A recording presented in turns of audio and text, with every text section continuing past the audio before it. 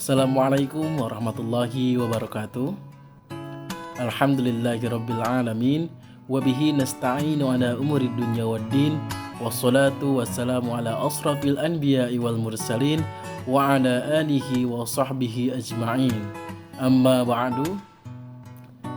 Langsung saja perkenalkan, kami dari kelompok 1 yang beranggotakan pertama saya sendiri, Durrahman, dan yang kedua ada Jimmy Bustan Salatin, dan yang ketiga ada Nadia Arafah.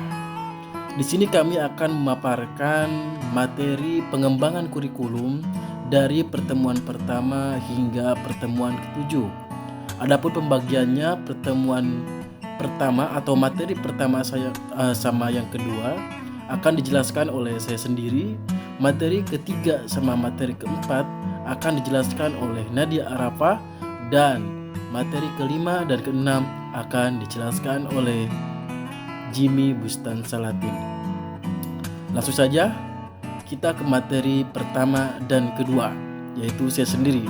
Di sini saya akan menjelaskan terkait tentang guru ataupun peran guru dalam pengembangan kurikulum. Dan nanti yang kedua ada peran kepala sekolah bagi atau dalam pengembangan kurikulum. Guru memainkan peran penting dalam pengembangan kurikulum. Berikut adalah beberapa peran yang biasanya diemban oleh guru. Nah, apa saja perannya? Yang pertama, guru itu bisa menjadi implementers. Sebagai implementer, guru berperan untuk mengaplikasikan kurikulum yang sudah ada. Dalam melaksanakan perannya, guru menerima berbagai kebijakan dari perumusan kurikulum. Perencanaan pengajaran itu yang kedua. Guru berperan sebagai perencana pengajaran. Ia harus membuat terlebih dahulu perencanaan dalam pengajaran dan mempersiapkan sebelum kegiatan belajar mengajar itu berlangsung. Nah, apa yang ketiga peran guru dalam pengembangan kurikulum? Yang ketiga, analisis objektif kurikulum. Guru memiliki tugas untuk menganalisis objektif kurikulum dan isi kandungannya. Guru berperan menentukan keperluan pelaksanaan, seperti melengkapkan diri dengan kemahiran mengajar dan persediaan bahan-bahan pelajaran. Yang keempat, peran guru dalam pengembangan kurikulum sebagai agen moral dan inovator. Dalam arti luas, guru mengemban peranan sangat kognitif sebagai agen moral, inovatif, dan kooperatif. Guru umumnya adalah mewariskan pengetahuan dan berbagai keterampilan kepada siswa. Nah, peran-peran ini menunjukkan betapa pentingnya guru dalam proses pengembangan dan implementasi kurikulum.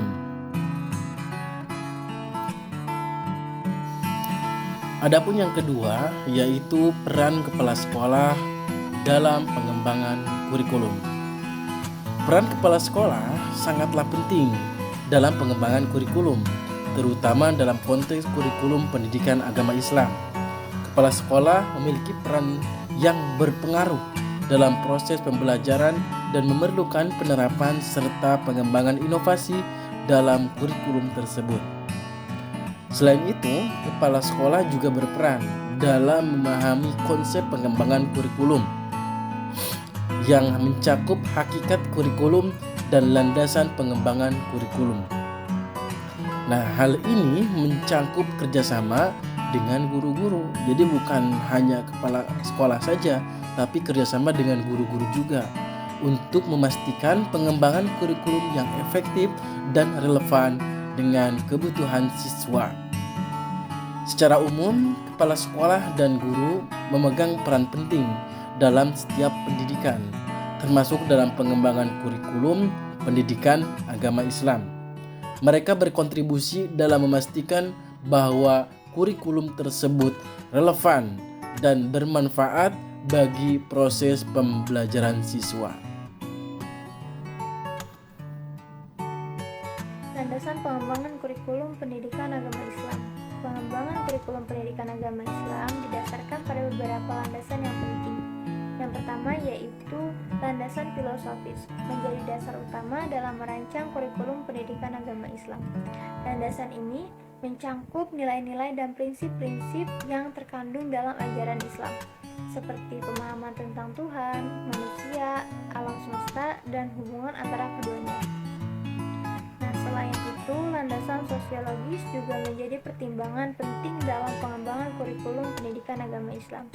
Kurikulum harus relevan dengan kehidupan sosial dan budaya masyarakat, sehingga siswa dapat mengaitkan ajaran agama dengan konteks kehidupan sehari-hari. Landasan psikologis juga menjadi landasan yang tidak kalah penting. Kurikulum pendidikan agama Islam harus mempertimbangkan perkembangan psikologi siswa, seperti cara mereka belajar, berpikir, merasa, dan berinteraksi dengan orang lain. Dengan memahami karakteristik psikologi siswa, kurikulum dapat dirancang agar sesuai dengan kebutuhan dan potensi mereka. Dan selanjutnya yaitu landasan pedagogis. Landasan pedagogis juga menjadi landasan yang harus diperhatikan. Kurikulum pendidikan agama Islam harus didasarkan pada prinsip-prinsip pedagogis yang efektif, variatif, strategis, pembelajaran yang interaktif, dan penilaian yang komprehensif. Dengan menerapkan pendekatan pedagogis yang tepat, siswa dapat lebih aktif dan terlibat dalam proses pembelajaran. Terakhir yaitu landasan hukum. Landasan hukum juga landasan yang tidak boleh diabaikan. Pengembangan kurikulum pendidikan agama Islam harus mematuhi hukum dan peraturan yang berlaku, baik dalam konteks pendidikan maupun dalam agama Islam itu sendiri. Dengan memperhatikan landasan hukum, kurikulum pendidikan agama Islam dapat dikembangkan dengan tetap menjaga keberlanjutan dan keabsahan ajaran agama. Dengan mempertimbangkan landasan-landasan ini, pengembangan kurikulum pendidikan agama Islam dapat dilakukan secara holistik dan sesuai dengan kebutuhan siswa serta tuntutan masyarakat. Nah, selanjutnya yaitu perkembangan kurikulum di pesantren sekolah madrasah Indonesia. Perkembangan kurikulum di pesantren sekolah madrasah di Indonesia telah mengalami berbagai perubahan seiring dengan perkembangan zaman dan kebutuhan pendidikan. Awalnya pesantren dan sekolah madrasah di Indonesia memiliki kurikulum yang didasarkan pada ajaran agama Islam, dan fokus pada pembelajaran Al-Quran, hadis, fikih, dan ilmu-ilmu agama lainnya. Namun seiring dengan perkembangan kurikulum pendidikan di Indonesia, kurikulum di pesantren dan sekolah madrasah juga mengalami perubahan. Pemerintah Indonesia telah melakukan upaya mengintegrasikan kurikulum pesantren dan sekolah madrasah dengan kurikulum nasional. Hal ini dilakukan untuk memastikan bahwa pesantren dan sekolah madrasah juga memberikan pendidikan yang seimbang antara agama dan ilmu pengetahuan umum. Pada tahun 2013, pemerintah Indonesia meluncurkan kurikulum 2013 yang menjadi acuan bagi semua jenjang pendidikan, termasuk pesantren dan sekolah madrasah. Kurikulum ini mengedepankan pendekatan saintifik dengan pembelajaran aktif yang melibatkan siswa secara aktif dalam proses pembelajaran. Selain itu, kurikulum juga memberikan ruang yang lebih besar bagi pengembangan keterampilan dan karakter siswa. Selain kurikulum 2013, pesantren dan sekolah madrasah juga dapat mengembangkan kurikulum sendiri yang lebih menyesuaikan dengan kebutuhan dan karakteristik pesantren atau sekolah madrasah tersebut. Beberapa pesantren dan sekolah madrasah telah mengembangkan kurikulum yang menggabungkan pendidikan agama dengan pendidikan umum seperti matematika, bahasa Indonesia, dan ilmu pengetahuan alam.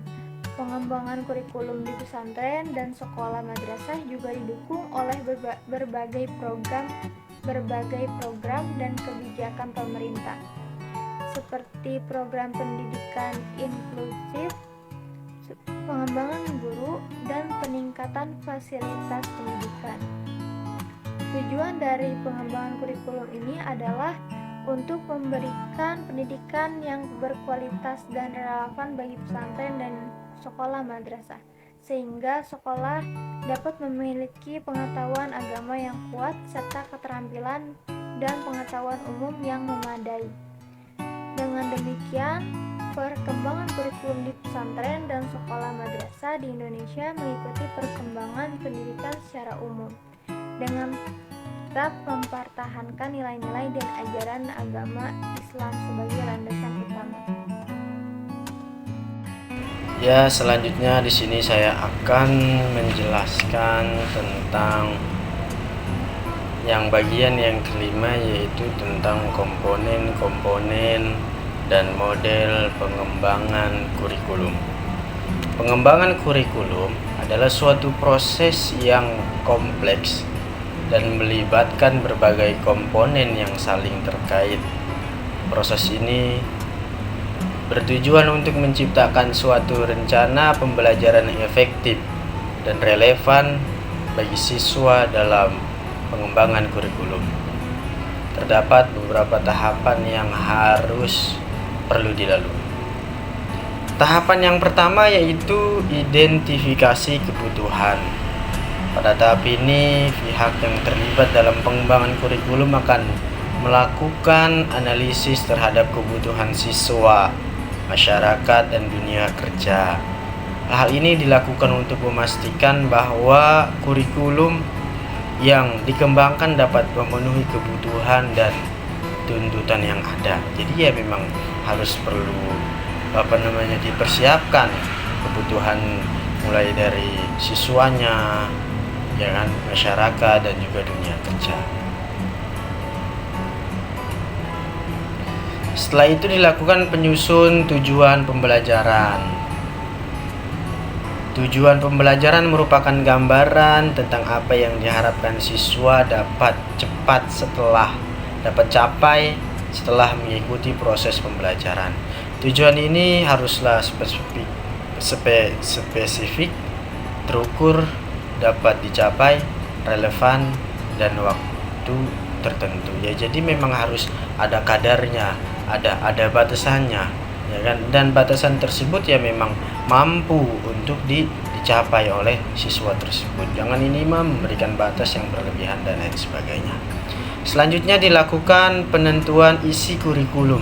Isi kurikulum mencakup materi atau bahan ajar yang akan diajarkan kepada siswa. Pemilihan isi kurikulum haruslah didasarkan pada standar kompetensi yang telah ditetapkan dan memperhatikan perkembangan ilmu pengetahuan dan teknologi tertentu. Ya, jadi memang harus sesuai dengan dilihat daripada kenyataannya, apakah mampu atau tidak ketika kita memberikan materi tersebut dan lain sebagainya. Setelah itu dilakukan pemilihan metode pembelajaran, ya kan? Kebutuhannya sudah, terus nanti isi kurikulumnya sudah. Setelah itu kita akan menentukan metode pembelajarannya akan seperti apa. Metode pembelajaran merupakan strategi atau pendekatan yang digunakan dalam proses pembelajaran. Metode haruslah sesuai dengan tujuan pembelajaran dan karakteristik siswa. Beberapa metode pembelajaran yang umum digunakan antara lain ceramah, diskusi, praktikum, atau pembelajaran berbasis teknologi dan lain sebagainya. Ya, jadi nanti tinggal kurikulum tersebut kira-kira maunya menggunakan metode yang seperti apa. Selanjutnya dilakukan penentuan evaluasi. Ketika sudah menentukan metodenya, ya berjalan dengan lancar dan lain sebagainya ataupun tidak, ya perlu adanya sebuah evaluasi. Evaluasi digunakan untuk mengukur pencapaian tujuan pembelajaran. Evaluasi dapat dilakukan melalui tes, tugas, proyek, atau observasi. Penting untuk memastikan bahwa evaluasi yang dilakukan dapat memberikan informasi yang akurat tentang kemampuan siswa. Ya kan, biasanya kan ketika udah masuk pembelajaran, ya kan, dalam 1 hari, 2 hari, atau seminggu, ya ada uji kompetisi dan lain sebagainya. Itu gunanya untuk evaluasi. Terakhir, Dilakukan pemilihan sumber belajar. Sumber belajar merupakan bahan atau sumber yang digunakan dalam proses pembelajaran. Sumber belajar dapat berupa buku, teks, media, audiovisual, atau sumber daya manusia seperti guru atau ahli pemikiran. Sumber belajar harusnya didasarkan pada kebutuhan siswa dan memperhatikan pembangunan teknologi informasi dan komunikasi. Ya, jadi seperti itu. Ketika sudah mulai belajar dan lain sebagainya, perlu adanya evaluasi. Dan ketika mulai belajar, ya harus dicari sumbernya atau referensi yang biasa kita kenal. Yang selanjutnya, bagian yang keenam adalah macam-macam konsep kurikulum. Terdapat berbagai macam konsep kurikulum yang digunakan dalam dunia pendidikan. Salah satu konsep yang digunakan adalah kurikulum berbasis kompetensi. Konsep ini menekankan pada pengembangan kompetensi atau keterampilan siswa. Kurikulum berbasis kompetensi dirancang untuk mempersiapkan siswa agar memiliki kemampuan yang relevan dengan dunia kerja atau kehidupan sehari-hari. Dalam kurikulum ini, tujuan pembelajaran ditetapkan berdasarkan kompetensi yang harus dicapai oleh siswa. Selanjutnya terdapat konsep kurikulum berbasis teknologi. Konsep ini menekankan penggunaan teknologi informasi dan komunikasi dalam proses pembelajaran. Kurikulum berbasis teknologi informasi dan komunikasi dalam proses pembelajaran dirancang untuk mempersiapkan siswa agar memiliki kemampuan dalam menggunakan teknologi secara efektif dan kreatif. Siswa akan belajar melalui penggunaan berbagai aplikasi, perangkat, dan sumber daya teknologi.